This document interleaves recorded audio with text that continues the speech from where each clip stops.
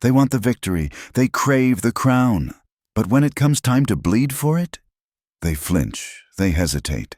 They walk away from the very thing that would have made them unbreakable. You see, the grind doesn't come wrapped in gold. It comes covered in sweat, in silence, in sacrifice. It's not a highlight reel. It's the hours no one claps for, the early mornings, the lonely nights, the internal wars that no one sees, and no one ever will. But here's the truth they never taught you in school. The grind is the gift. It is the fire that forges the steel inside of you. And the reason most people never become what they could have been is because they reject the pain that builds the power. Thomas Edison didn't invent the light bulb by accident. He failed, not once, not 10 times, but thousands.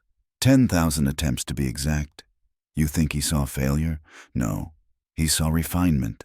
He saw the grind, and he welcomed it like a man shaking hands with destiny. You want success? Then stop praying for ease. Pray for clarity. Pray for fire. Because if your dream is soft enough to die in discomfort, it was never a dream. It was a wish. Wishes are for children. But vision is forged in the darkness, when no one is watching and nothing feels certain. Henry Ford was laughed at. They told him he was insane, that people didn't want cars, they wanted faster horses. But vision doesn't require consensus. It requires courage. Courage to see the invisible, and grind until it becomes visible. You will never out-earn your mindset. You will never outrun the need for discipline. And no shortcut will carry you where consistency won't. The grind is the secret contract between you and your future. And most people break it. Not because they're weak, but because they never understood what they were signing up for. Your potential doesn't show up when you're comfortable. It shows up when you're exhausted, doubting, discouraged. And you keep going anyway. This is where the few separate from the many. This is where men and women become forces, not followers of convenience, but leaders of intention. Success is not a moment. It is a process of becoming, of breaking the old self daily in service of something greater. That's what the grind does. It kills the ego and awakens the mission. Walt Disney was fired from his first job for lacking imagination. Imagine that. Fired for the very thing that would one day change the world. But he didn't stop. He built. He suffered. He lost everything. And then rebuilt it again. Because his dream was worth more than his pride, more than his comfort, more than his excuses. Everyone wants to be next level, until they see the staircase, the early mornings, the endless reps, the moments you question your sanity because progress feels invisible. But those invisible moments, those are where real power is born. Because in silence, you learn who you are. In solitude, you sharpen your edge. And in sacrifice, you reveal the depth of your commitment. You want to know the secret? Most people aren't willing to repeat boring greatness. They chase dopamine, not discipline. They change direction every time it gets hard. And they call it intuition.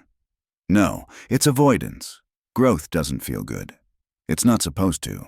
The grind is there to test your will, to stretch your capacity, to see if you can carry the weight of the life you say you want. Carnegie once said, "People who are unable to motivate themselves must be content with mediocrity." Let that sink in, because at the end of the day, no one is coming to push you. No one is coming to remind you why you started. That's your job. The grind builds that inner voice. The one that doesn't beg, doesn't cry, doesn't quit. The one that stands up after failure number 57 and says, "Again." That's who you become through the work. You don't rise by magic. You rise by mastering the hours no one else respects. The 5 a.m. alarms, the journal entries when doubt screams louder than hope, the lonely walk between the person you are and the person you were born to become. The grind is your great teacher. It is not punishment. It is preparation. Preparation for leadership, for legacy, for life at the top of the mountain. And that mountain, it doesn't hand out medals for participation. It only crowns the committed.